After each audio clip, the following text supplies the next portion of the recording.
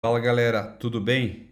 O vídeo de hoje é de máxima importância, talvez do canal aí seja um dos principais. Eu vou falar de um aspecto que tem tanto questões éticas, quanto questões práticas, quanto curiosidade e aspectos médicos também.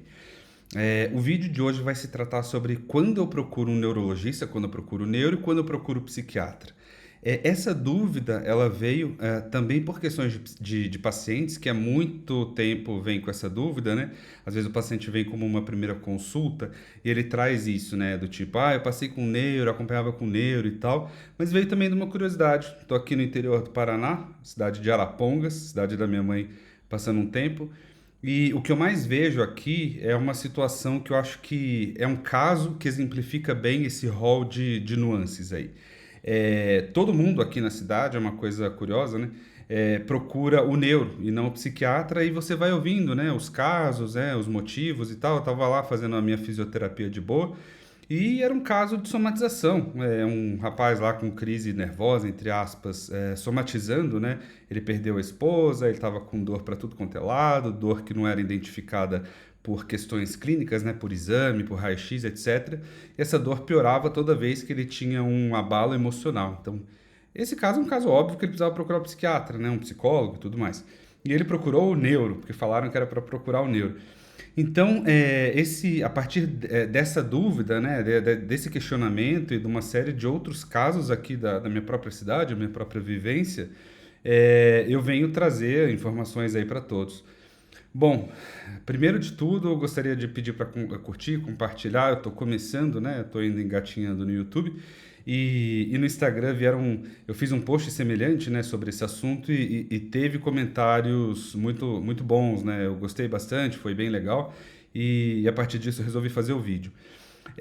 Bom, a psiquiatria e a neurologia são duas especialidades médicas. O Brasil é um campo um pouco complicado e eu vou explicar o porquê. No nosso país, a pessoa que tem o CRM, né, assim como tem a OAB para quem é advogado, o CRM ele meio que permite o médico recém-formado a fazer tudo. Então, se ele quiser atuar como neurocirurgião, abrir a cabeça das pessoas, ele pode. Se ele quiser atuar como oftalmologista, ele pode. Isso quer dizer que ele deve? Não, não quer dizer que ele deve, porque tem as questões éticas e morais.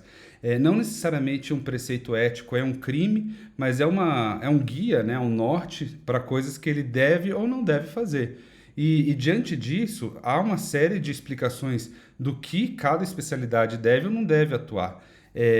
O neurologista, ele é o médico que atua no sistema nervoso central, então ele atua no cérebro, no cerebelo, nos nervos, né, na medula, e ele trata patologias diversas, né, como dor de cabeça, como AVC, como formigamentos, tontura, dor, como por exemplo dor depois do herpes zoster, que é comum, casos de convulsão, epilepsia e tudo mais. O psiquiatra é um médico da saúde mental, basicamente. Ele é o médico que atua na qualidade de vida e preservando a mente do sujeito, né? Os aspectos relacionados a questões afetivas, emocionais, e entre as principais questões e problemas que o psiquiatra vai tratar estão depressão, ansiedade, transtornos aí de somatização, como o caso aí que eu falei, casos de bipolaridade, esquizofrenia, autismo, TDAH, transtorno de déficit de atenção e hiperatividade, que é o meu caso principal, e por aí vai. Então, o que acontece, ao meu ver? Ao meu ver, tem dois problemas. Um primeiro é um problema de estigma, que é um absurdo. As pessoas procuram primeiro outras especialidades, né? Por exemplo, o transtorno de compulsão alimentar, que é um quadro que está descrito no DSM, né? Que é a nossa bíblia de transtornos mentais, como um problema psiquiátrico. O sujeito muitas vezes procura o endócrino primeiro. E o endócrino muitas vezes passa um remédio lá X para emagrecer, por exemplo, sibutramina, e ele não pode tomar. Às vezes ele tem um histórico de psicose, um histórico de depressão e ele pode até levar ao suicídio, à psicose, ao sujeito surtar. Então, isso é bem comum, infelizmente, né? A gente pega muitos endócrinos aí que no tratamento de compulsão alimentar não sabem tratar direito, passam sibutramina a rodo e o sujeito vem literalmente em surto, né? Com a parte emocional e com o humor totalmente alterado. Outro caso é justamente o do neuro, né? Esse conflito entre neuro e psiquiatria. Tem, ao meu ver, um ponto de vista aí de mercado, né? A neurologia tende a tratar pacientes mais crônicos e patologias que muitas vezes são agudas, como o caso de um AVC, de uma neuralgia pós-herpética, que o sujeito melhora e não necessariamente ele acompanha por tanto tempo, ou o AVC que ele acompanha de X em X anos e é mais uma reabilitação com físio, com fono. E a necessidade de querer, ao meu ver, de um ponto de vista muitas vezes narcisista, né, de invadir outros campos e atuar de forma, ao meu ver, com imperícia. Imperícia seria, na verdade, você atuar sem ter a capacidade técnica para aquilo. É a mesma coisa que você pegar um sujeito que há 1000 anos dirige um táxi, é taxista, que nunca dirigiu um caminhão, e ele falar que ele é motorista de caminhão. Você não vai confiar num cara desse. Então, tem que saber separar o joio do trigo. Sistema nervoso central, dor de cabeça, tontura, AVC, convulsão, sim, é para o neuro e tem neuros ótimos e excelentes no nosso país. Questões de psiquiatria, de saúde mental, é para o psiquiatra, entre elas o TDAH e o autismo, né? Claro que tem neuropediatras ali que fazem um trabalho muito bom, né? Mas mesmo assim é interessante saber que o neuropediatra ele vai ter que ter um contato íntimo com o psiquiatra. E aí eu dou um exemplo muito clássico na minha linha aí do TDAH. Pacientes com TDAH quase sempre têm comorbidades, depressão, ansiedade, transtorno de dependência química, transtorno de controle de impulsividade, e o neuro não sabe tratar, né? Não é do escopo do neurologista tratar isso, então ele vai tratar só uma parte, ele vai receitar Ritalina e não vai investigar o resto. Por exemplo, a principal causa de desatenção no nosso país não é TDAH, é ansiedade. Uma da segunda e terceira principais causas, depressão, insônia, noite mal dormida, uso de maconha. Isso também não é o neuro que trata, é o psiquiatra. E mesmo assim, o sujeito tem lá o TDAH, tudo bem, começa a usar Ritalina, começa a usar Venvance, Concerta, são substâncias que pioram o quadro de ansiedade do sujeito, mesmo aqueles que nem tinham ansiedade antes. Ele vai saber tratar? A ansiedade é um problema psiquiátrico. E do ponto de vista contrário também, o psiquiatra não... E de fato, a gente vê menos isso, né, na nossa área, invadindo pontos aí da neurologia, enfim, de outras especialidades. E nesse conflito que me pareceu tão grave e que existe uma dúvida tão grande no nosso país, né? Pô, será que eu procuro neuro, psiquiatra? Vem o segundo ponto, né, que é o estigma. Ah, mas o psiquiatra é médico de louco, não sei o que lá, e se for? Se for, não tem problema nenhum. E falando a real, eu tenho 0% de pacientes loucos. Zero, nenhum. Todos os meus pacientes são absolutamente normais, absolutamente de alto funcionamento ou buscando alto funcionamento. E o objetivo principal nosso é tirar a medicação.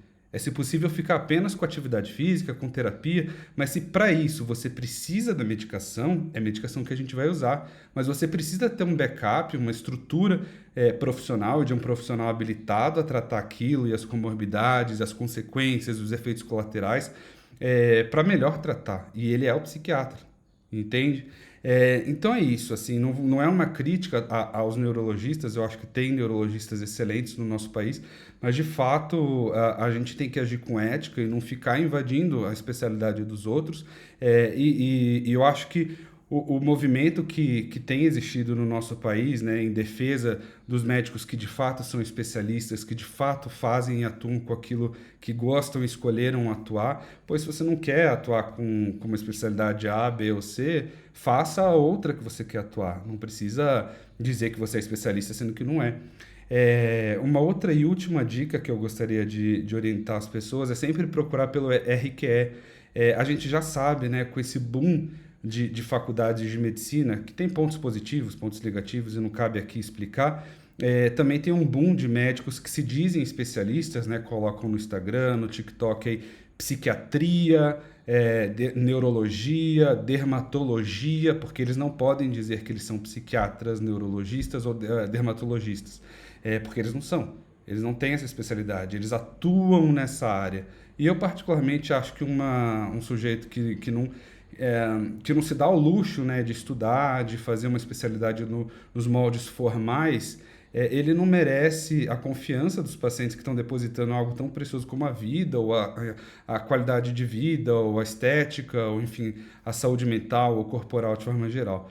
Tá bom? Um resumo da ópera: neurologista trata de questões neurológicas, é óbvio, sistema nervoso central, AVC, derrame, convulsão, doenças infecciosas do sistema nervoso central, toxoplasmose, herpes, cefaleia, tontura, e psiquiatras tratam de transtornos mentais, depressão, ansiedade, transtorno de déficit de atenção e hiperatividade, autismo, esquizofrenia, transtorno afetivo bipolar, transtorno de personalidades como borderline, narcisista, dependência química, transtorno de compulsão alimentar, transtorno de impulsividade, por aí vai, tá bom? Bom, qualquer dúvida fico aí à disposição. Esse vídeo veio a partir de um post no Instagram que acabou tendo um pouco de repercussão positiva. Espero que tenha sanado um pouquinho de dúvidas, tá bom? Um abraço, fiquem com Deus e até mais.